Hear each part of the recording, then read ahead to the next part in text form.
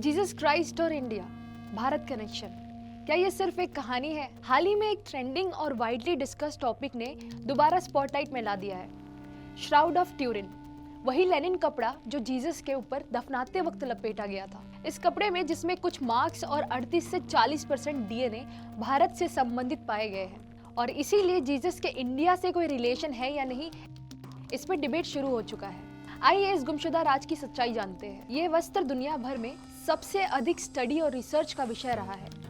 Radio carbon dating ने इस 1260 से 1390 एडी का एस्टिमेशन दिया है, और डीएनए एनालिसिस ने कुछ जेनेटिक ट्रेसेस भी बताए हैं जो इंडस वैली या भारत से संबंधित हो सकते हैं। इस पर फुल बॉडी इम्प्रिंट्स भी है, जिसे फॉरेंसिक और मेडिकल स्टडीज के जरिए एनालाइज किया गया।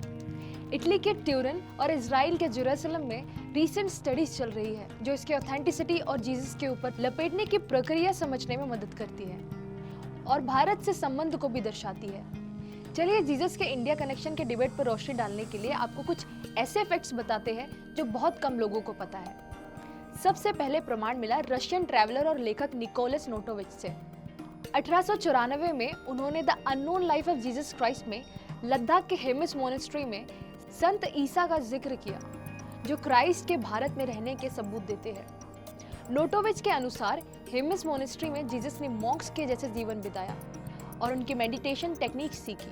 उन्होंने यह भी लिखा है कि जीसस या ईसा के लद्दाख में बिताए गए समय की कहानियां पीढ़ी दर पीढ़ी यहाँ मॉन्क्स और मोनेस्ट्री में सुनाई जाती है। अगर ये सच है तो जीसस के भारत ट्रैवल का वर्णन किसी क्रिश्चियन टेक्स्ट या बाइबल में क्यों नहीं मिलता?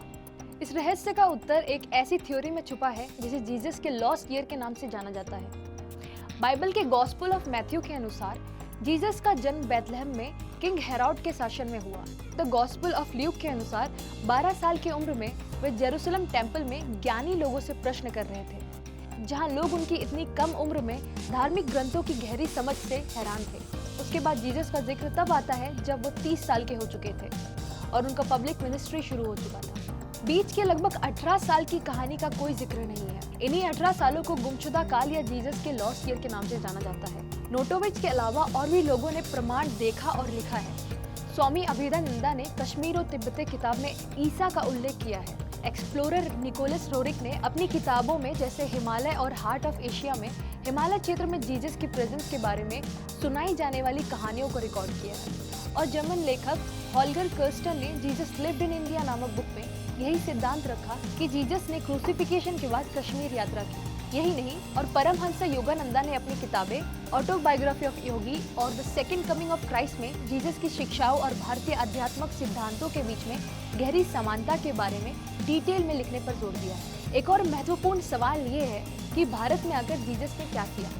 भारत की यौगिक और आध्यात्मिक हिस्ट्री का अध्ययन करने वाले कई एक्सपर्ट्स मानते हैं कि यहाँ जीसस मेडिटेशन सीख रहे थे, योग और ध्यान में महारत हासिल कर रहे थे, और हिंदुस्तान ने उनको एनलाइटमेंट करने में मदद की। इसके प्रमाण भी मिलते हैं, जैसे जीसस की शिक्षाओं में ध्यान, योग, अहिंसा जैसे तत्व गहरी समानता दिखाते हैं, जो भारत के प्राचीन परंपराओं का मूल रहते हैं। और असली सच और पूरा सार हम पार्ट 2 में ही जानेंगे। तभी हमें पता चलेगा कि इन 18 सालों यानी मिसिंग ईयर्स का भारत से क्या संबंध है। और आप इस जानकारी से जुड़े अपने विचार कमेंट में जरूर लिखें।